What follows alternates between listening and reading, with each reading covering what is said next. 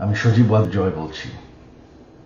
আপনারা জানেন, আপনারা নিজের চোখে দেখতে পেরেছেন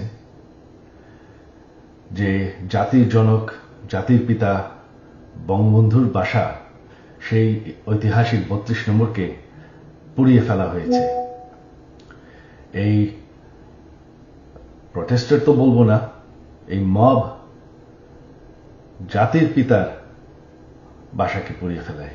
সেই বাসা যেখানে বঙ্গবন্ধুকে হত্যা করা হয়, বঙ্গবন্ধুর আমার পুরা পরিবারকে হত্যা করা হয়, যেই বাসা ৭৫-এর খুনিরাও ধ্বংস করার সাহস পায়নি, যেই বাসা এখন এতদিন ওনার মিউজিয়াম ছিল, সেই বাসাকে তারা পুড়িয়ে ফেলেছে।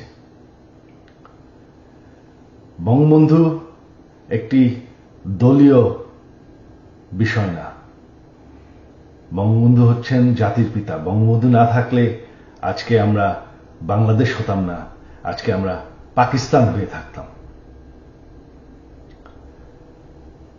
আপনারা জানেন, সামনে 15ই আগস্ট, সেই কালো রাত, যেই রাত্রে বঙ্গবন্ধু এবং আমার পরিবারকে হত্যা করা হয়।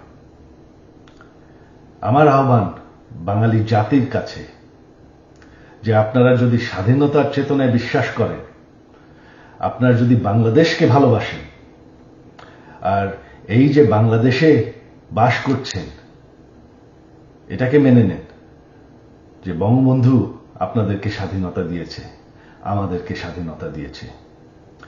এই 15ই আগস্ট আমার আহ্বান আপনাদের প্রতি, শান্তিপূর্ণভাবে ৩২ নম্বরে গিয়ে ফুল দিয়ে আসবেন, দোয়া করবেন বঙ্গবন্ধুর জন্য, স্বাধীনতার চেতনার জন্য এবং আমার পরিবারের জন্য।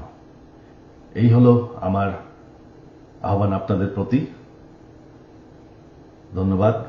জয় বাংলা, জয় বঙ্গবন্ধু।